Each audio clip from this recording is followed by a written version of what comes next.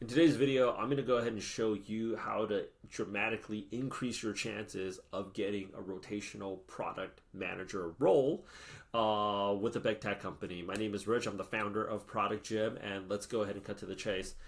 You guys are probably wondering, hey, I'm talking about big tech. Some of you may have heard of this company called Palantir. Some of you may not have heard of this company called Palantir. I'm going to be talking to you about like why Palantir and companies like Palantir are really cool. I'm going to be talking to you like a company like Oklo, and then like tech, nuclear energy, a little bit about AI, cybersecurity. I'm going to be sharing actually a lot of information for y'all. I'm actually going to bring out some resume templates too here. Because we have like a Google AI product manager. This is actually somebody that was in our program that got a product manager job at Google. And then I also have like some resume templates like right here for like big tech companies that have rotational product manager roles like with the letterhead. But first things first is I want to go ahead and talk about like other types of companies like Palantir and all that. Why? So here's the thing. If you want to get a rotational product manager job, I have so many tips here, and I could talk about this thing all day because I want you guys to get the best product manager job possible. But for the demographic of people that are going for a rotational product manager job, just understand this when you're getting a rotational product manager job. This is something that's extremely, extremely competitive. Rotational product manager roles at big tech companies, I want you to say this because I'm not trying to put you down. I'm trying to get you to understand a reality that you can leverage as an advantage to get these jobs. Okay, if I can make a positive impact on you guys and you guys get into these awesome companies, go to the Bay Area or wherever, meet some cool people that you end up starting a freaking company with, or like if I can make a positive impact, I would have loved somebody to do this for me when I was younger. I do. The thing that you have to understand is these companies, they open up a rotational product manager role. There is a very, very, very high quantity of very, very, very qualified people to go after these roles. They're coming out from the best schools. A lot of them are Ivy Leaguers. They have computer science degrees. And the chances of you actually converting are pretty, I would not say they're good. But let's go ahead and see how it is that we can improve. Depending on where you're at in your journey, start as early as possible. That's the first thing that I go ahead and recommend, is starting as early as possible and getting your interview skills up. I'm saying this not just like as your like, I guess, unofficial Asian tiger mom, but you guys hear of these things like where Asian kids start studying for the SATs when they're like 5 or 6 years old, or like they start preparing, like, these Asian parents start preparing these Asian kids for like Harvard when they're young. Yeah, I've met some people from all sorts of racial backgrounds where they knew they wanted to be get into a rotational product manager role when they graduated from high school or even during high school. The sooner you can start, the better. Some of you may be watching this in high school. You're thinking like, am I starting too early or am I starting too late? Doesn't matter. Wherever it is that you're at, start right now. If you're watching this and you're a freshman in university, start right now. If you're watching this and you're thinking like, am I too late because I'm a senior? Start right now. Starting as early as what you got, the earlier, the better. Second thing that I would go ahead and recommend is get your product manager resume done ASAP Rocky. You can get access to this template in school. And this is actually our online school community where you'll be exposed to other product managers. A lot of them have a lot of working experience. I have tons of resources here, but here's the thing. You want to get these resumes and you want to stand out. The easiest way to stand out from the competition is to go ahead and have a resume with the company letterhead. You want to know why? Because swiping resumes is really boring. You guys ever been on Tinder before and you're just like, no, shit. I guess that one could have been a good swipe. You don't even bother like going back to it. There's so many resumes. So the first thing that you want to do is you want to get people to stop doing what they're doing and actually look at your resume. And this is actually going to get their eyeballs to stop. And the other thing here is it's actually going to get other recruiters to actually look at your resume. If you apply to Amazon with this resume, they're going to stop doing what they're going to give you at least an extra 15 to 30 seconds compared to the average like 5 to 6 seconds that people normally get. And this works. This 100% works. It works for senior product managers. It'll work for associate product managers. It definitely works for RPM roles, but it shows that you're serious. And when you're coming in there, they already have some kind of expectation, because the next thing is they're going to wonder whether or not you're a real person. They're going to click you on LinkedIn, which is the next thing that you want to get done, is get your LinkedIn profile optimized. I have a whole checklist also in school. But like, you want to come in and like, hang on, are you the guy or the girl that actually applied to Amazon with an Amazon letter? That's me. You already want to come in there making it something fun and differentiating yourself, because you want to be memorable. When you're interviewing batches of kids from like Stanford, Harvard, Yale, like, Georgetown and all these other cool universities, like they start becoming very forgettable very fast. So you want to stand out early and often. The next thing that you want to go ahead and do is any amount of skills that you can develop right now, or that you can also go ahead and flex, you absolutely want to go ahead and do that. And that's why I recommend joining our main program, which is to go and learn, really just level up on the product management skills. But our program is $7,000 at the current time right now. If that's too expensive for you, I totally understand. Just join school instead. It's for a very, very, very low monthly subscription. And level up on your skills if you can. If you can't, go out there and get more interviews. Next thing that I want to recommend is spend more time also applying to jobs outside of the rotational program and outside the big tech companies.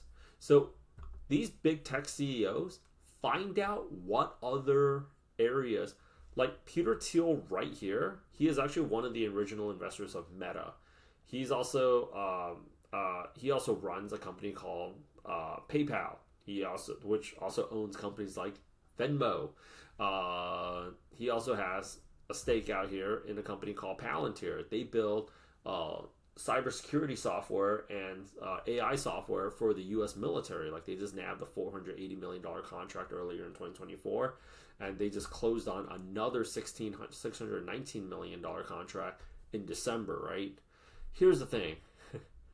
These companies in tech, like, they're absolutely killing it right now. Another stock that's actually killing it is Oklo.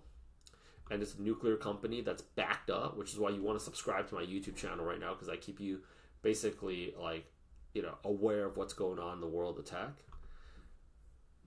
You want to know where these people are spending their money on, because why? Tech companies, the ones that we know, they're all backed up and powered by VCs and investors. And that means when you're in that scene, you know the other product managers from the other places. So it's kind of like, think about it this way. You live in New York and you're working at Goldman Sachs, your friends are working at JPM, and then you have friends that work at BlackRock, you have friends that work all over the place. And you know what ends up happening? They date other people in the same industry that work at these other places, but they also went to similar schools. Columbia, NYU, Northwestern, Harvard. And they all party in the same places, right? So if you're going in there and you're like, oh yeah, I interviewed for that associate product manager position over there at Oklo. No shit. Who? Jane. Oh my gosh, I saw Jane last month at that mixer over there. Like, you want to social proof yourself as much as possible. Think about it this way.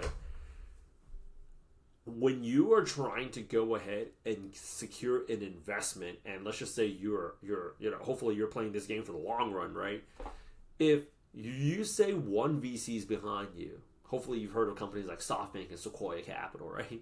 If you say like one VC is like behind you, it's so much easier for you to get all these other VCs and all these other investors, right? It's gonna be the same thing here.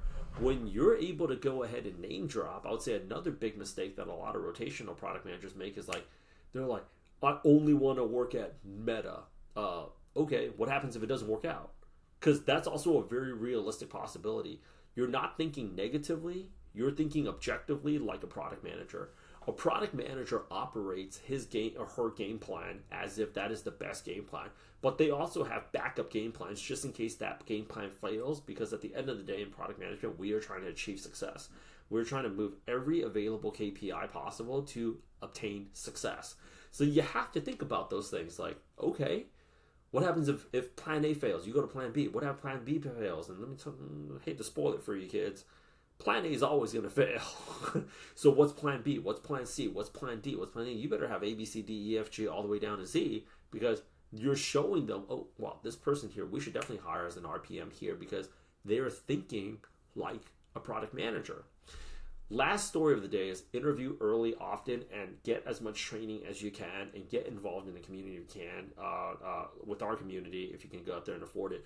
We have school, which is a monthly subscription, just basically helping out the general product management community, but we also have the main program, which is for $7,000. And you get to go out there and meet a lot of also very awesome people, a lot of very awesome people. But let me go ahead. We've gotten people into places like Venmo. We've gotten people into places like data product manager roles for a very big data analytics company. For product manager offers, AI program manager role over there at Disney Plus.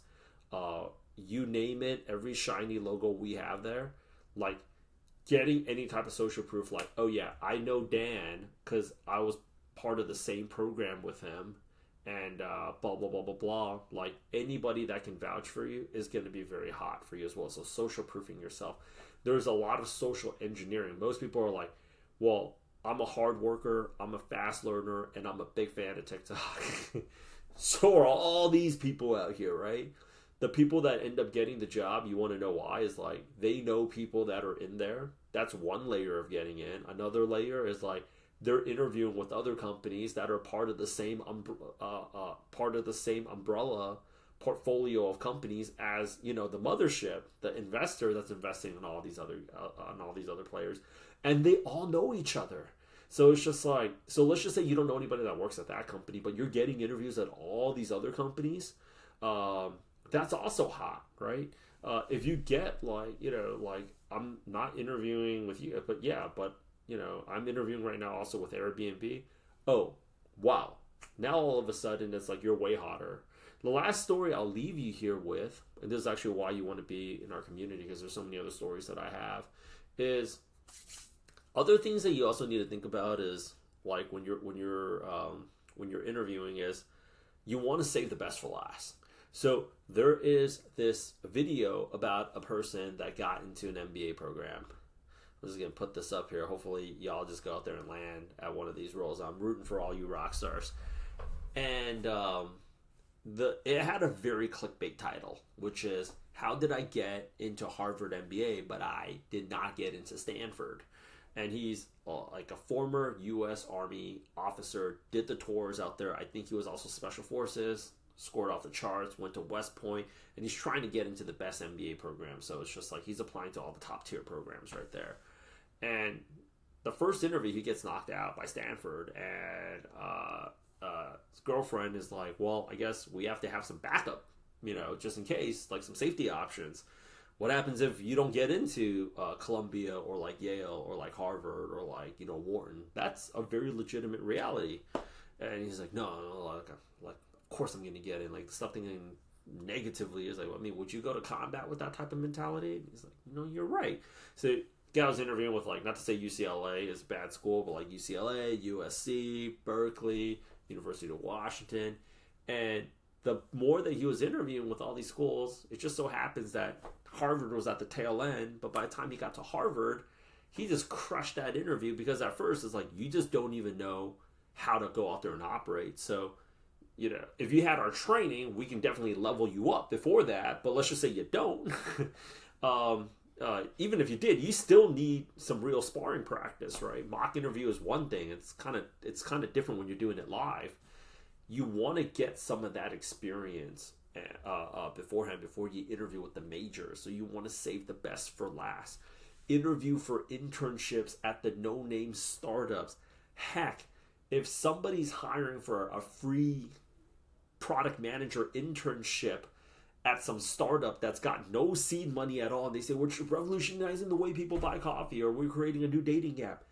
Take any interview, because like the people that are crushing the rotational product manager jobs, they have about 40, 50 interviews. Sometimes I talk to international students where English is not their first language. I know a guy, my friend's younger brother, he took the program. He paid for his brother to take this program too. They're from Asia. Their English is not their first language. That guy did 120 interviews before he went to interview with Amazon, because for people that speak a foreign language, interviewing with these companies is hard enough, but you got to go out there and like internally chat GPT the thing, whip out an answer on the back end, and then go out there and try to. It's a little bit of a different animal, right? So, like, social proof yourself wherever possible. Connect with as many people on LinkedIn.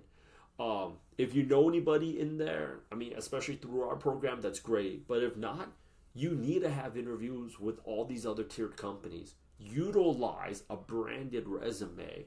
And a lot of times I feel like there's, if you recognize all these the negative aspects of it versus like, I see so many hopefuls out there. They have such a great background and they think like, I think my chances are good. They go in there. That's the only interview. A lot of these people, they've never even done a job interview before. And they're going in there and their first interview is Google and they get massacred. They feel depressed. You also want to have backup options because like, if you do get rejected, you want to feel like, okay, it's not that bad because I got a few other things lined up. I mean, it's not Google, but like, hey, getting your first product manager job out of the lift is not a bad place either to start, and then you do that for a few years and then you go back and you try to conquer, big tech again, versus like, I see some people, they get knocked out by that and they completely question like, man, I guess I shouldn't be a product manager at all. It's like that's really horrible. So I'm rooting for y'all.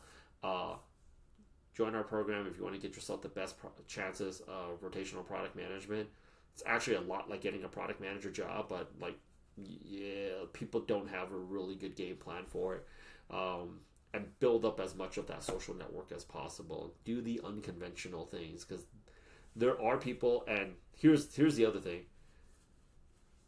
A lot of people are not sharing how they're doing it because they don't want competitors in this. But for our people here, most of them are trying to get product manager jobs as like proper adults. We don't have a problem sharing with you the whole playbook, just because, generally speaking, we don't really compete against y'all, okay?